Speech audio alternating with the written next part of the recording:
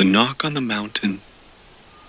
The sun had long vanished behind the peaks, casting the brothers' small cabin into darkness. Their parents had left for the plains at dawn, promising to return before nightfall. Yet now, the wind howled through the pines, and the younger brother, Eli, clutched his knees, tears streaking his face.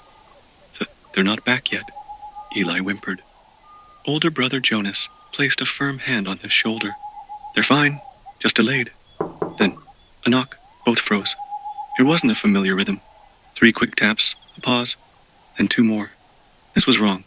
A hollow, silent thud, yet it rattled the door like a shout. Eli gasped. Jonas's grip tightened. Under the bed. Now. The knock came again, louder. Then a voice, smooth yet lifeless. Open the door. It's us, your parents. Eli trembled. That wasn't Mom's warmth, nor Dad's steady tone. It was something wearing their words like a skin. Jonas held his breath. The voice called again, closer now, as if leaning against the wood. Why won't you let us in? Then silence. Eli stifled a sob. Jonas strained to listen. Thump. Not at the door. Above them. Something heavy, slow, dragged itself across the roof. The brothers clutched each other as the footsteps paused, right above their hiding spot. Then, a whisper. Not from the door, but from the ceiling itself. We know you're home. The whisper slithered through the cracks in the ceiling, dripping into the brothers' ears like icy water. Eli's breath hitched. Jonas clamped a hand over his mouth, his own pulse hammering so loud he feared it could hear. Above them, the footsteps shifted, scratching now, long deliberate strokes, like claws, testing the wood. Then, a wet, guttural sound, not human, not animal, some in between. Let us in, the voice crooned. But it wasn't just one voice anymore. It split, warped, sometimes their mothers, sometimes their fathers, sometimes a chorus of strangers, all whispering at once. A creak. The roof groaned under shifting weight. Then, drip.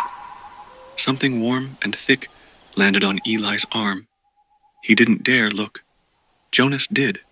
In the sliver of moonlight seeping under the bed, the droplet glistened, black, smelling of rust and spoiled meat. Another drip, this time on Jonas's neck. He clenched his jaw to keep from screaming. The scratching stopped. Silence.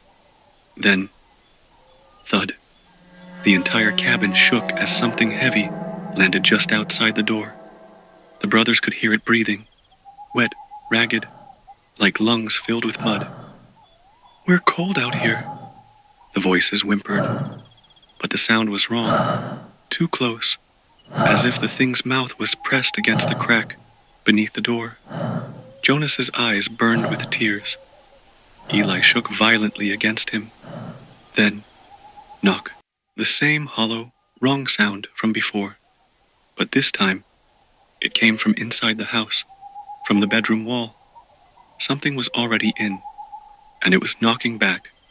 The last knock. The brothers' blood turned to ice. The knocking inside the room was slow, mocking. Tap, tap, tap. Each one sending a jolt of terror through their small bodies. Jonas's mind screamed at him to move, to grab Eli and run, but his limbs were locked in place. The air grew thick, suffocating, as if the darkness itself had coiled around them. Then a new sound. Scratching. Not on the roof, not at the door, inside the walls. Something was moving between the wooden planks, creeping closer with a horrible, squelching slowness. Eli let out a choked sob, his fingers digging into Jonas's arm. The knocking stopped. Silence. Then, a breath. Right beside them, Jonas turned his head just slightly, just enough to see a face pressing up from beneath the floorboards, pale, stretched, smiling with too many teeth. Found you. The brothers screamed. The last thing they heard was the sound of their own voices, echoing, twisting, as the thing in the dark joined in, and then silence. The next morning, the parents returned to an empty house. The door was still locked. The bed was undisturbed.